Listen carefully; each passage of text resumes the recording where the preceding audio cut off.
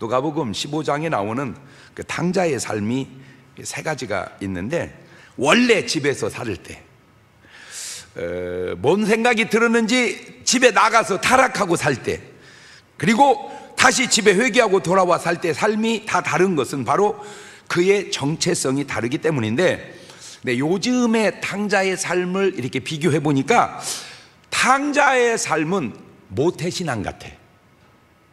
요즘으로 말하자면 탕자의 삶이 모태신앙 같아. 그러니까 원래 집에 살 때는 아직 변화되지 못한 어떤 모태신앙의 삶이라면, 집에 나가 살 때는 모태신앙을 가진 자가 나가 타락하는 삶을 산 거예요.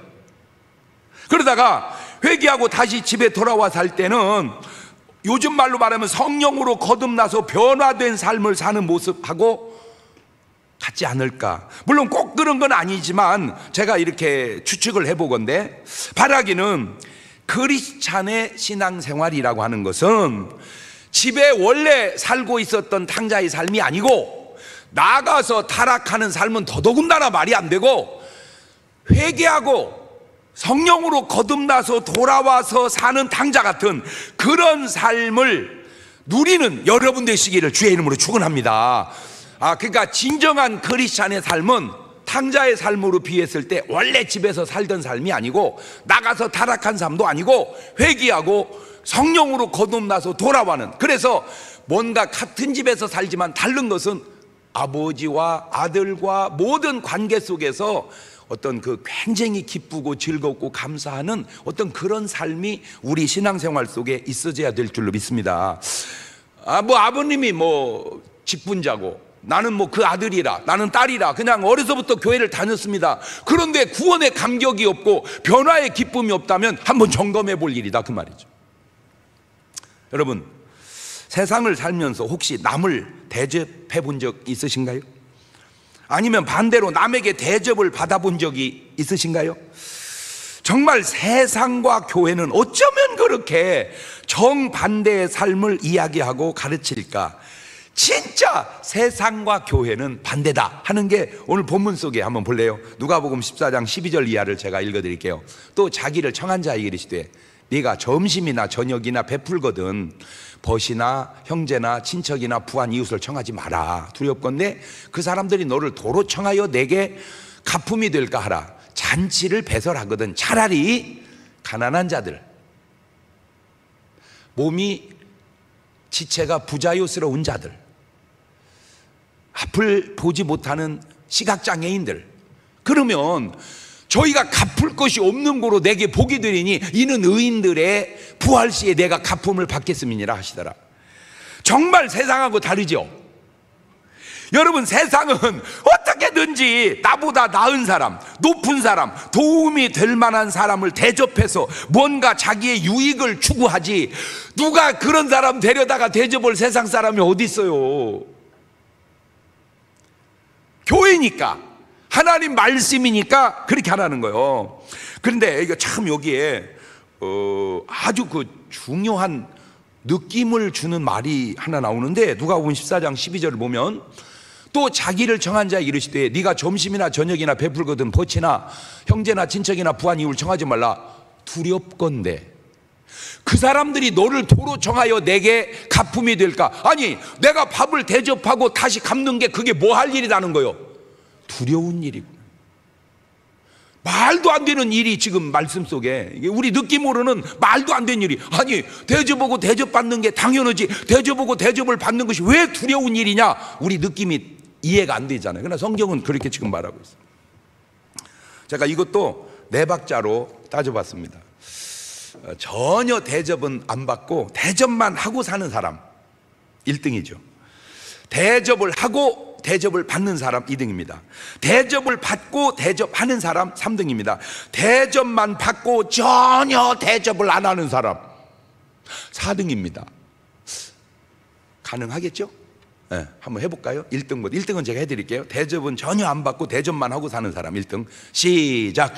대접은 전혀 안 받고 대접만 하고 사는 사람 1등. 2등, 대접을 하고 대접을 받는 사람. 3등, 대접을 받고 대접을 하는 사람. 4등, 전혀 대접은 안 하고 대접만 받고 사는 사람. 자, 여러분은 몇 번인가요? 왔다 갔다 하죠? 왔다 갔다 하죠? 근데 제가 거제에 가면 아주 제일 큰 병원이 있습니다. 근데 그 병원에 제가 어떻게 볼 일이 있어서 들렸는데 그 직원이 이제 저를 픽업을 이렇게 해주는데 전화가 탁 울리더라고요. 전화가 울리는데 깜짝 놀랐어요. 황제 이렇게 써 있어요. 그러니까 전화 건 분이 황제야, 황제. 그래서 황제가 뭐야, 황제가. 그 전화를 막 하는데 알고 보니까 이사장님이에요. 그 병원의 이사장님이에요. 그러니까 그 이사장님을 이 사람은 이사장님 이렇게 안 쓰고 황제라. 왜 그러냐 그랬더니 너무 내가 어려울 때 그분이 나를 도와서 오늘 제가 있게 됐습니다. 그래서 저는 그분을 황제로 생각하고 삽니다.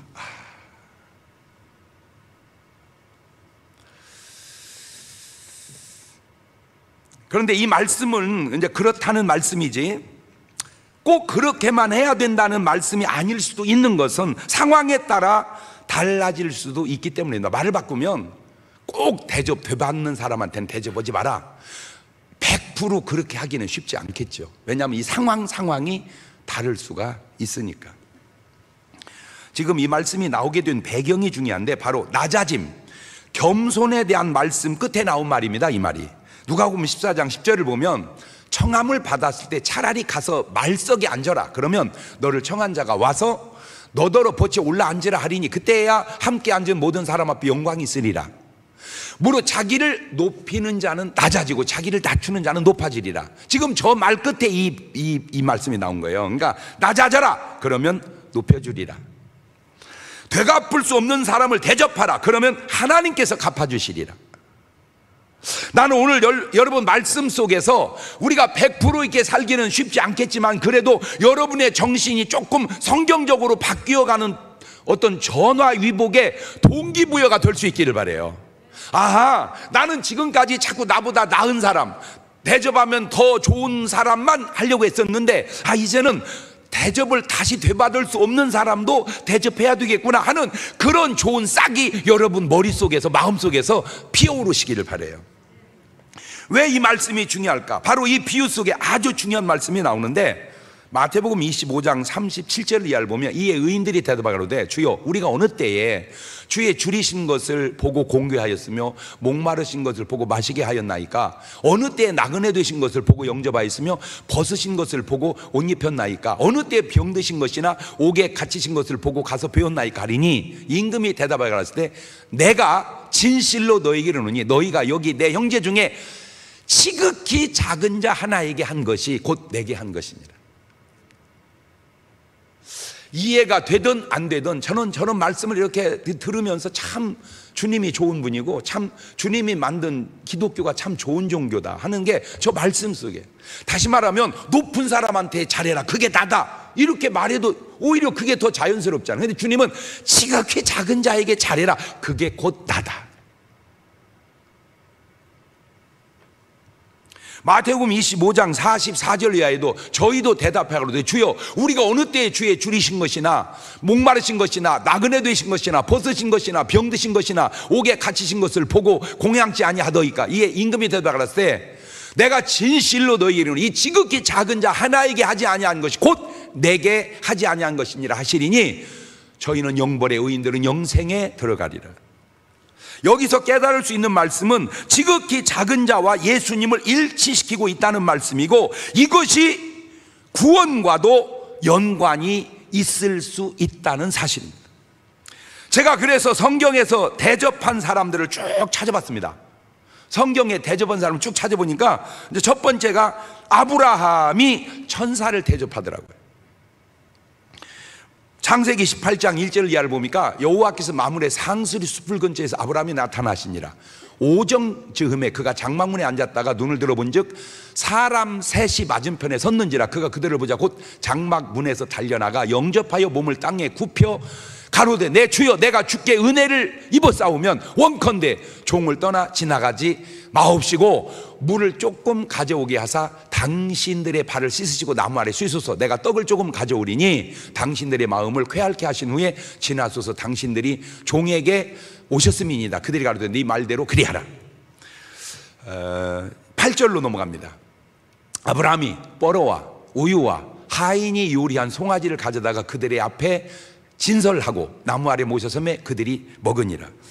이것을 창세기 18장에 한 이것을 신약에 와서 히브리 기자는 뭐라고 표현하고 있냐. 히브리 13장 2절에 손님 대접하기를 잊지 마라. 이로써 부지 중에 천사들을 대접한 이들이 있었느니라. 그게 아브라함이고 그게 롯인데, 말 바꾸면 천사가 천사로 나타나는 게 아니라는 거예요. 하나님이 하나님으로 나타나는 게 아니라는 거예요. 아주 형편없는 사람으로, 보잘것없는 사람으로 나타난다, 그 얘기입니다.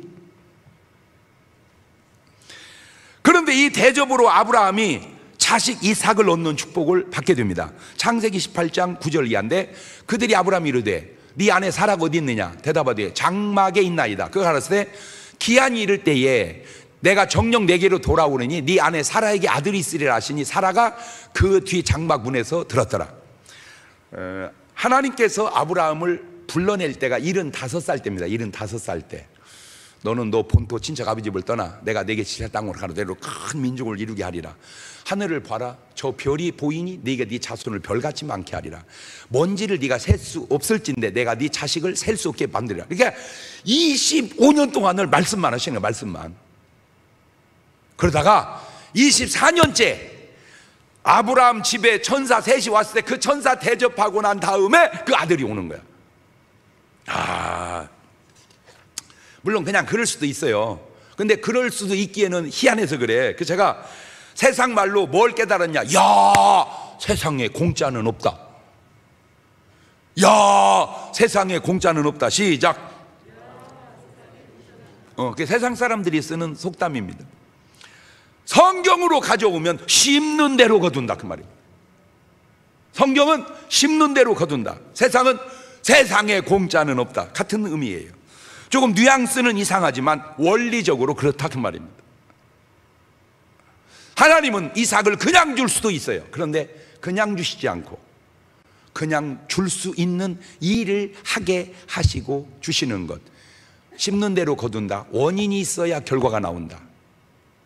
같은 맥락입니다. 자, 두 번째가 롯입니다. 창세기 19장 1절입니다. 날이 저물 때 그 두 천사가 소돔에 이르니 마침 롯이 소돔 성문에 앉았다가 그들을 보고 일어나 영접하고 땅에 엎드려 절하여 가로되 내 주여 돌이켜 종의 집으로 들어와 발을 씻고 주무시고 일찍이 일어나 갈 길을 가소서. 그들이 가로되 아니라 우리가 거리에서 경야하리라. 롯이 간청하며 그제야 돌이켜서 그 집으로 들어오는지라. 롯이 그들을 위하여 식탁을 베풀고 무구병을 구우니 그들이 먹으니라. 꼭 그런 건 아니지만 롯의 이 대접과 아브라함의 기도로 롯이 소돔과 고모라의 멸망에서 구원을 받게 됩니다. 꼭 그런 건 아니라고 얘기했어요. 그러나 꼭 안 그렇다고도 할 수 없는 게 아브라함은 대접하고 이삭을 얻고 롯은 대접하고 구원을 받아요. 그런데 이 대접에도 차이가 납니다. 아브라함을 다시 봅시다. 창세기 18장 7절입니다. 아브라함이 또 짐승떼에 달려가서 기름지고 좋은 송아지를 취하여 하인에게 주니 그가 급히 요리한지라. 아브라함이 뻐러와 우유와 하인이 요리한 송아지를 가져다가 그들 앞에 진설하고 나무에 모셔섬에 그들이 먹으니라. 이게 아브라함이 하나님의 천사를 대접한 장면입니다.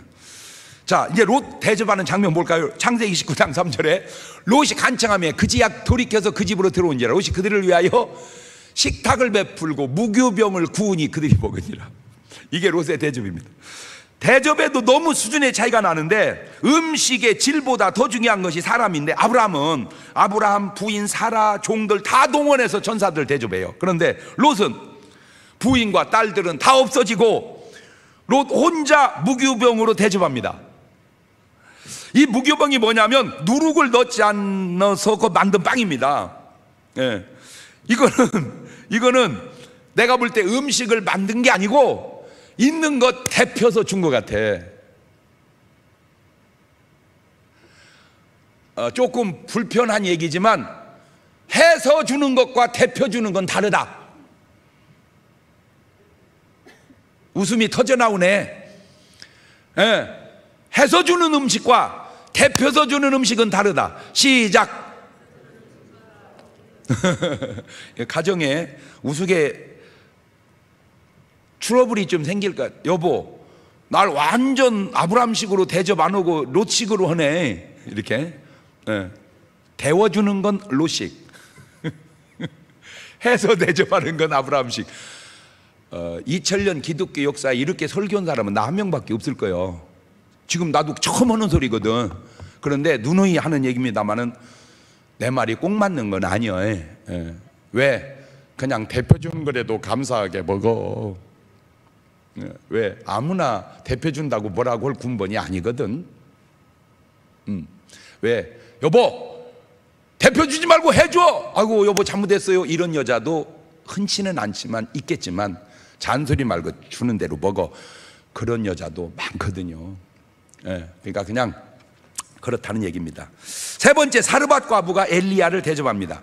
왕상 17장 9절 이하입니다. 너는 일어나 시돈에 속한 사르밧으로 가서 거기 유하라. 내가 그곳 과부에게 명하여 너를 공개하게 하였느니라. 저가 일어나 사르밧으로 가서 성문에 이를 때 한 과부가 그곳에서 나뭇가지를 줍는지라. 이에 불러가로되 청컨대 그릇에 물을 조금 가져다가 나로 마시게 하라.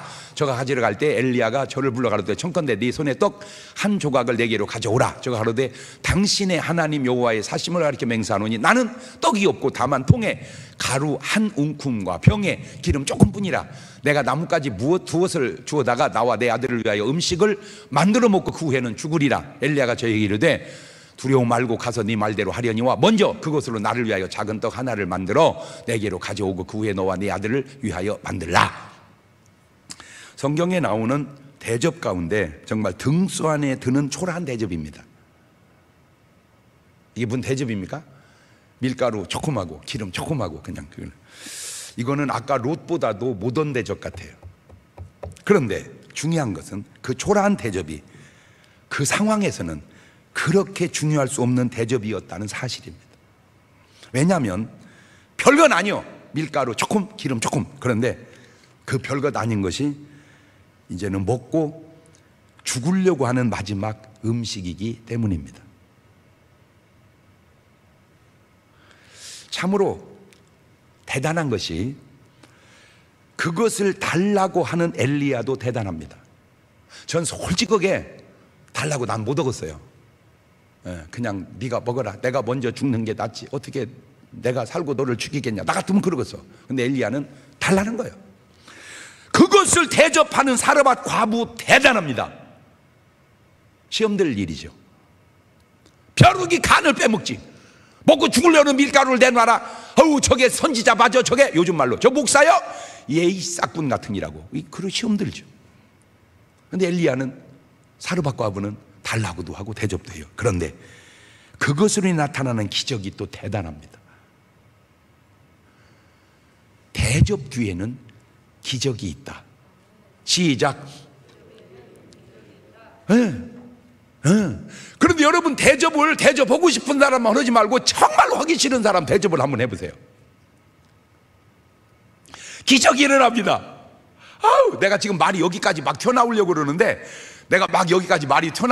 지금 참고 있어. 지금 해버릴까 말까 어떻게 할까? 해? 참여해야 되는데. 해버려? 하지마. 우리 집사람은 하지 말라 그러고 여러분은 하라고. 이게 다 달라 이래서. 그러니까 여러분은 목사니까 하라고 그러고 집사람은 신랑이니까 하지 마라. 제가 카톡에 이게 생일자가 뜹니다. 쭉 생일 축하를 하면 정말로 하기 싫은 사람이 있어요. 이 사람들 축하해주기 싫은 사람. 그런데 내가 한 가지 원칙을 정했어요. 뭐냐? 아무리 싫어도 축하는 하자. 그래서 했어요. 그랬더니 그분이 전화가 왔어요. 그래서 대화를 했어요. 굉장히 많이 풀어졌어요. 오해들이. 제가 거기서 놀라운 걸 발견했어요. 진짜 오해가 많다는 거를. 그래서 제가 뭔 얘기 하려다 말았냐면 지금 대통령께서 한 목사님을 감옥에 넣지 말고 데려다가 밥 한 번 먹이면 이게 엄청나게 반전의 효과가 나타날 것 같아. 내가 느낌상, 그냥 내 느낌입니다. 이거는 정 아니면 뭐 잘못한 죄값은 그냥 받는다 하더라도 그냥 특별 뭐 해가지고 청와대 불러서 밥 한 번 먹여놔 보세요. 아마 그리고 충분하게 얘기해 보세요. 그러면 내가 볼 때 어마어마하게 나라가 화목되는 엄청난 일이 날 것 같아요. 뭔 얘기하려고 그러느냐? 악으로 악을 갚지 말고 선으로 악을 갚아라. 말 바꾸면 대접으로 해결을 한번 해봐라, 이 얘기 하려고 싶어요. 뭘로? 왜? 대접에는 기적이 나타난다. 자 보세요, 열왕기상 17장 15절입니다. 저가 가서 엘리야의 말대로 하였더니 저와 엘리야가 식구가 여러 날 먹었으나 여호와께서 엘리야로 하신 말씀같이 통에 가루가 다하지 아니하고 병에 기름이 없어지지 아니하니라. 오병이어의 기적을 예수님만 일으킨 게 아니라 이미 엘리야가 수백 년 전에 그런 역사를 이뤄냈는데, 그 역사의 동기가 뭐냐? 그 마지막 먹고 죽을 음식 대접하고 이 축복을 받는 거예요. 이거 아무것도 아니요, 이거 아무것도 아니요, 이건 아무것도 아니요. 더 큰 축복이 옵니다. 열왕기상 17장 17절입니다. 이 일 후에 그 집 주모되는 여인의 아들이 병들어 증세가 심히 위중하다가 숨이 끊어진지라. 저 죽은 아들을, 20절입니다. 여호와께 부르짖어가로되 나의 하나님 여호와여, 주께서 또 내가 우구하는 집 과부에게 재앙을 내리사 그 아들로 죽게 하셨나이다 하고 그 아이 위에 몸을 3번 펴서 엎드리고 여호와께 부르짖어가로되 나의 하나님 여호와여, 원컨대 이 아이의 혼으로 그 몸에 돌아오게 하옵소서 하니 여호와께서 엘리야의 소리를 들으심으로 그 아이의 혼이 몸으로 돌아오고 살아난지라. 엘리야가 그 아이를 안고 다락의 방에서 내려가매 그 어미에게 주며 이르되 보라, 네 아들이 살아나니라. 보세요, 그 밀가루 한갓 기름 조금 가지고 엘리야를 대접합니다. 그 기근 속 안에 밀가루가 떨어지지 않는 기적을 체험합니다. 아들이 죽습니다. 그 아들을 살려냅니다. 대접 속에 이런 엄청난 역사가 있구나. 말을 바꾸면 대접하고 싶은 사람만 대접하지 말고 정말로 대접하기 싫은 사람을 대접을 해봐라, 그 얘기입니다. 그 얘기예요. 정말로 주고 싶은 사람만 주지 말고 주기 싫은 사람을 주어봐라. 거기서 역사가 일어나. 자, 누가 봐도 지금은 대통령은 실권자고 감옥에 있는 사람은 권위 없는 사람이에요. 그러나 입장은 항상 그대로 지속되기도 하지만 뒤바뀌기도 한다는 거예요.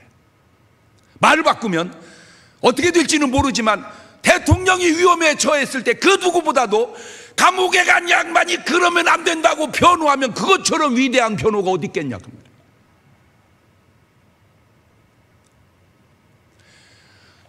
대접은 하기 싫은 사람한테 해야 되는구나. 대접은 하기 싫은 사람한테 해야 되는구나. 옳지, 시작. 그렇죠. 이게 목사가 성경에 근거해서 할 수 있는 얘기입니다. 일반인은 쉽지 않을 거예요. 그러니까 하나님 말씀을 들어야 되는 거예요. 여러분, 무지하게 얽혔던 것들이요 너무 쉽게 풀립니다. 미안해, 죄송합니다, 그 한마디에 제가 진짜 장점도 되고 단점도 되는 게 천하의 장경동 목사가 말이요, 이 청소를 다 하다 보니까 이 호수관이 쭉 이게 묻혀 있는 거야. 그냥 묻어놔 버리면 되는 걸 그놈을 또 다 이렇게 캐내 가지고 그놈을 또 다시 쓰려고, 구약시대 건데 지금 보니까 그놈을 다 이렇게 이제 꺼내서 이제 헌데 보니까 이것이 엉켰어요. 이게 그냥 버려도 되는데 그놈을 풀었더니 졸졸졸졸졸 풀리는 거야. 하하, 여러분 실타래 부를 때 처음부터 끝까지 어려운 실도 있겠지만 하나만 부르면 나머지는 그냥 부르는 관계라는 게, 오늘 이렇게 풀 줄 알았다면 이혼을 왜 하며 원수가 왜 되며 척을 왜 지며 자살을 왜 하겠냐고. 풀지 못해서. 그 부는 원동력이 뭐냐? 간단해. 대접. 어려울 것도 아닙니다. 어려운 것도 아니에요. 밀가루. 아이고 참, 밀가루 먹으면 안 되는데. 근데 그거는 통밀가루였을 거예요 아마. 왜? 그때는 그런 기술이 없었으니까. 통밀가루는 좋은 겁니다. 통밀가루는 좋은 거예요. 자, 네 번째. 이거 하기 전에 제가 얘기했잖아, 우리 하나님 화끈한 하나님이라고. 째째하게 먹을 것만 해결하는 게 아니라 죽을 자식도 해결해 준 것처럼 그 말씀이 있으니 그런 역사가 나타나고, 그런 역사가 바로 하나님의 살아계심을 나타내는 건데, 무슨 말입니까? 믿음의 사람이 하나님의 살아계심을 증명한다. 말 바꾸면 하나님이 안 계시는 게 아니라 하나님의 살아계심을 나타낼 믿음의 사람이 부족하다, 그거죠. 이 사르밧 과부가 뭐예요? 아무것도 아니요, 과부야, 과부. 그런데 그 사르밧 과부가 하나님의 살아계심을 나타내잖아. 사울 왕이야, 왕인데 하나님이 안 계신 것 같이 살잖아, 그 사람. 꼭 내가 무슨 왕이냐, 천한 과부냐, 그것만 중요한 게 아니에요. 내 삶을 통해서 하나님이 살아계심을 나타내고 사느냐.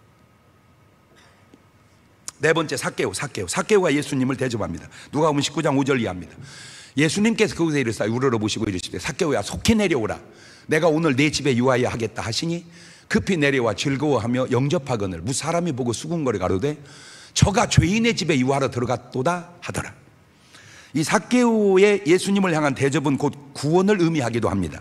참 신기한 게, 예수님을 대접하는 일에 거의 사양하는 일이 없다는 거예요. 예수님 오셔서 식사하시죠? 안 먹는다. 없어요. 없어요.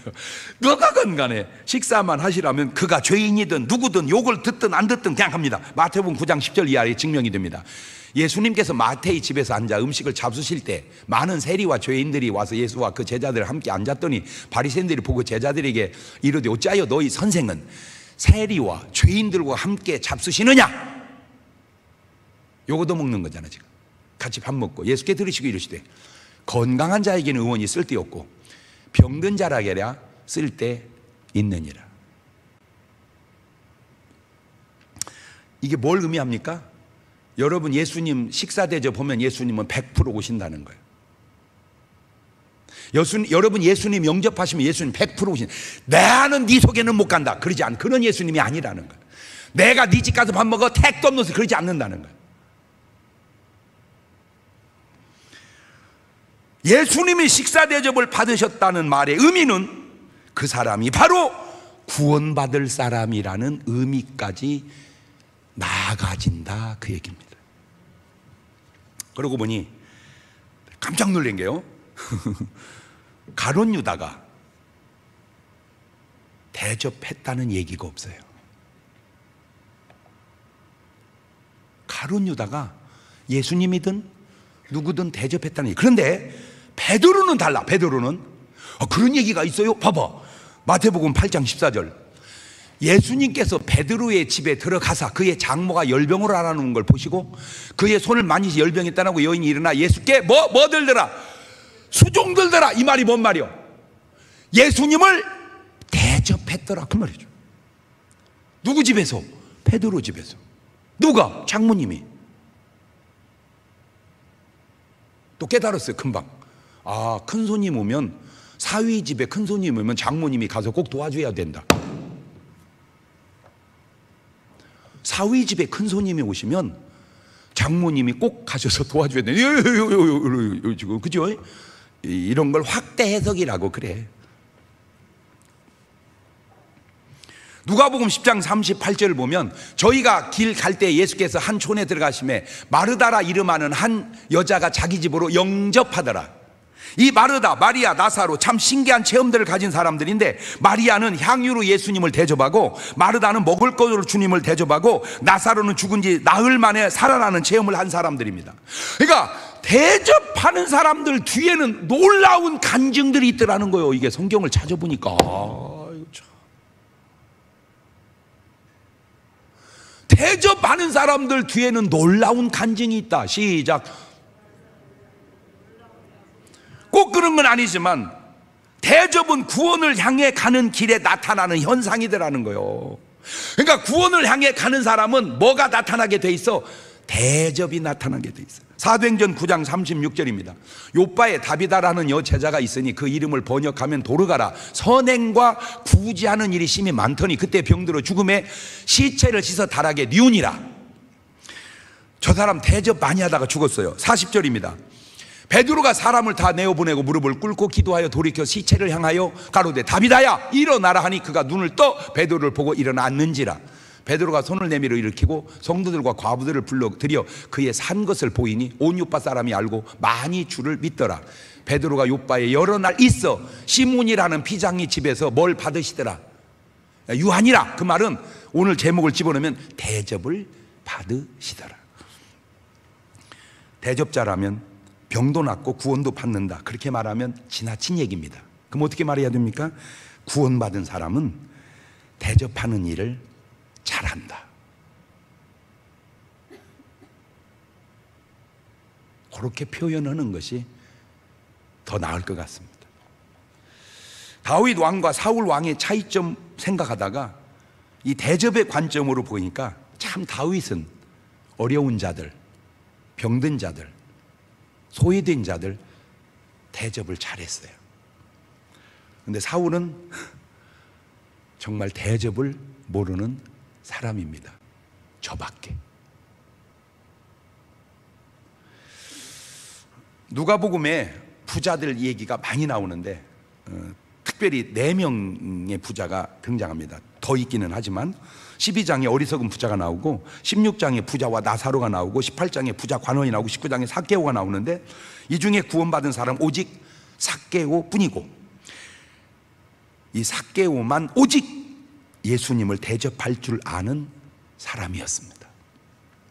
여러분, 대접과 잔치는 또 차원이 다릅니다. 잔치는 자기가 즐기자는 것이고 대접은 정말 상대방을 위하는 겁니다. 잠언 23장 6절을 볼까요? 악한 눈이 있는 자의 음식을 먹지 말며 그 진찬을 탐내지 말지어다. 대저 그 마음의 생각이 어떠하면 그 위인도 그러한지 그가 너더러 먹고 마시라 할지라도 그 마음은 너와 함께하지 아니함이라. 네가 조금 먹은 것도 토하겠고 네 아름다운 말도 헛된 대로 돌아가리라. 저거는 잘못된 대접이죠. 어떤 목적을 가지고 하는 대접, 동기가 순수하지 않은 대접, 사고 저지르려고 하는 대접입니다. 로마서 12장 13절입니다. 성도들의 쓸 것을 공급하며 손 대접하기를 힘쓰거라. 대접은 그냥 하는 게 아니고 힘을 써야 되는 것 같습니다. 예수님도 산상보훈 속에 이런 말씀을 하시죠. 마태복음 7장 12절에 그러므로 무엇이든지 남에게 대접을 받고자 하는 대로 너희도 남을 대접하라. 이것이 율법이고 선지자라. 조금 말이 어색하지만 대접은 율법이다, 대접이 선지자다. 선지자가 선지자가 아니고 대접이 선지자다. 율법이 율법이 아니고 대접이 율법이다. 마태복음 10장 42절에도 또 누구든지 제자의 이름으로 이 소자 중 하나에게 냉수한 것이라도 주는 자는 내가 진실로 너희 이르노니 그 사람이 결단코 상을 잃지 아니하리라. 대접, 돈 걱정했는데 아주 쉽네요. 물 한 잔이면 되네요. 참 성경이 얼마나 훌륭한지 이해가 되죠. 상다리가 부러지게 차려라, 그게 얘기 아니잖아요. 물 한 잔이에요. 근데 또 무지하게 부자가 물 한 잔 주면 요거도 먹지. 정말 없고 힘들고 어려울 때 물 한 잔도. 나라 안에 좋은 일도 있고 안 좋은 일도 있고 어려운 일도 있고 또 나아지는 일도 있고 항상 그렇죠. 누가 하든 버무려 갑니다. 그런데 총체적으로 어렵다는 말은 부정할 수 없을 것 같아요. 교회도 꼭 부탁하고 싶어요. 다시 어려움은 극복해 가면 됩니다. 관계는 회복해 가면 됩니다. 잘못한 거에 대한 벌은 받아야 됩니다. 오늘 여러분에게 얘기합니다. 냉수 한 그릇이라도 불편한 사람에게 진심을 다해 접대해 보십시오. 상상할 수 없는 놀라운 열매들이 나타나게 되고, 더 깊이 얘기할까요? 10년 후에 생길 암을 그 냉수가 막아주는 겁니다. 기도하십시다. 두 손을 가슴에 딱 얹으시고 회고해 보세요. 여러분이 대접하고 싶은 사람이 누군가, 정말로 대접하기 싫은 사람이 누군가, 그 사람을 대접해야 합니다. 왜? 그래야 대접이 돌아오지 않기 때문이고, 그래야 하나님이 역사할 수 있기 때문입니다. 지금은 우리 주 예수 그리스도의 은혜와 아버지 하나님 무한하신 사랑하심과 성령님 교통하심이 대접을 통해 내가 구원받은 사람임을 증명하며 살기 원하는 성도들 머리 위에 이제부터 영원토록 함께 하시기를 간절히 축원하옵나이다.